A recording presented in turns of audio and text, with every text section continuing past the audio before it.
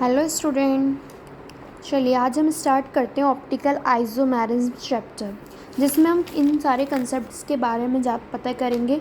Definition of optical isomers, polarimeter experiment, third one is chiral centre asymmetric centre, fourth one is projection formula representation of asymmetric centre, fifth one is interconversion, sixth one is configuration relative और absolute, concept of mirror image, how to check superimposibility and non-superimposibility by the symmetry method, by the model method. 9 topic is chirality, 10th is optical activity, 11th is stereochemical relation, this one is racemic mixture, enantiomers, diastereomers और मिजो के बारे में, enantiomeric axis के बारे में।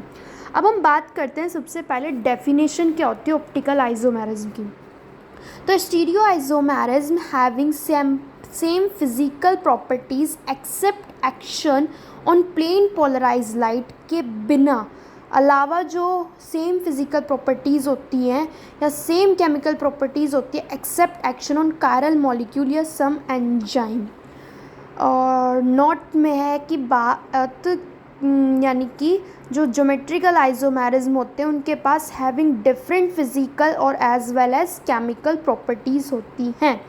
Plane polarise light यानी कि एक ऑर्डिनरी लाइट जिसमें consist of electromagnetic wave which oscillate करती है infinite number of plane perpendicular to direction of propagation. Prism होगा, उसे मतलब जो ऑर्डिनरी लाइट होगी वो पास होगी थ्रू द प्रिज्म, यानी एक निकोल प्रिज्म होता है जो कैल्साइट का बना होता है।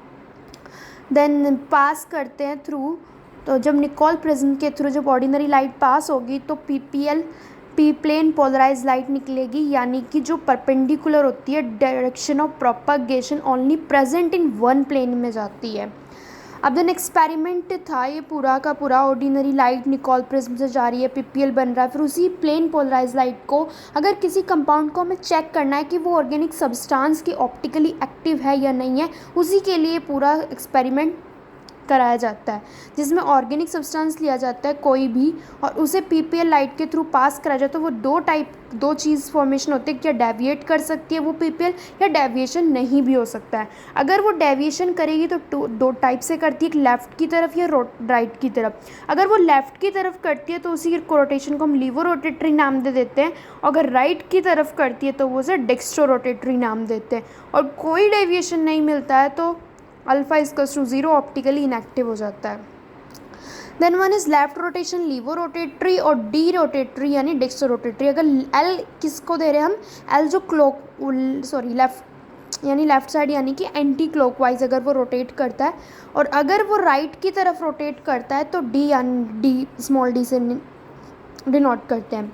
यानी कि हम जो पूरा स्मॉल एल और स्मॉल डी होगा वो पूरा एक्सपेरिमेंटली ही डिपेंड है, उसे हम थ्योरेटिकली प्रूफ नहीं कर पाते हैं। ऑब्जेक्टिव एक्सपेरिमेंट होते हैं, ऑप्टिकली एक्टिव कंपाउंड को बताता है, ऑप्टिकली एक्टिविटी पीपीएल। थ्योरेटिकल रास्ता हम कुछ निकालते हैं जिससे कि हम पता कर सके कि कभी भी किसी कंपाउंड को देखकर नहीं बता सकते कि डी और एल होंगे, वो सारा एक्सपेरिमेंटली ही पता चलता है। ऑप्टिकल आइसोमर्स डील्स करते हैं वो सारे कायरल मॉलिक्यूल्स के साथ optically active and some chiral और achiral molecule but not all achiral molecule. अब आ जाते हैं कायरल सेंटर और असिमेट्रिक सेंटर। एक atom which is sp3 hybridise होता है और अटैच करता है जो 4 डिफरेंट ग्रुप जिसे बोलते हैं नॉन एज कॉल्ड नहीं आएगा, यहाँ पे हटा दो इसे, कायरल सेंटर और an atom surrounded by 4 ligands in a tetrahedral manner. यानी कि जब कोई कार्बन एटम है या कोई भी एटम है जब 4 मतलब sp3 हाइब्रिडाइजेशन हो उसका और 4 सिमेट्रिक सेंटर हो, यानी कि 4 डिफरेंट एटम से अटैच होगा इन टेट्राहेड्रल मैनर में, उसको हम कायरल सेंटर का नाम देंगे। कायरल सेंटर रिप्रेजेंटेड बाय एसेट्रिक, यानी कि इस टाइप से हम इसका डिनोशन होता है।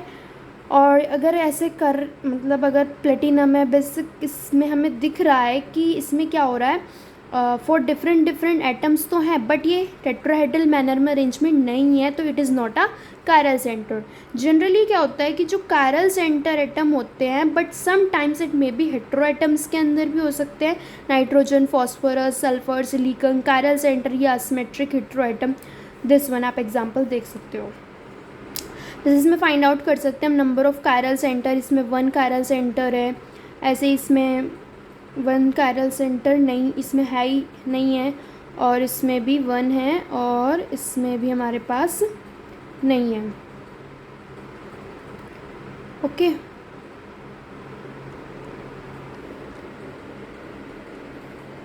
Representation on of asymmetric centre या प्रोजेक्शन फॉर्मूला से हम बात करेंगे कि जो रिप्रेजेंटेशन होती है हम आसिमेट्रिक सेंटर को कैसे कैसे रिप्रेजेंटेशन उसकी दी जा सकती हैं। 4 टाइप्स होती है, dash wedge, sawhorse representation, Newman projection और फिशर प्रोजेक्शन।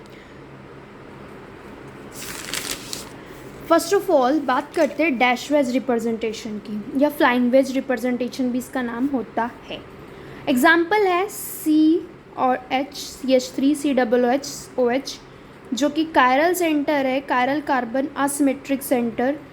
हम क्या कर रहे हैं, 3D को 2D पर समझाने की कोशिश करेंगे, इसीलिए हमारे पास सॉलिड वेज और ये डैश वेज और ये हमारे पास प्लेन में होंगे।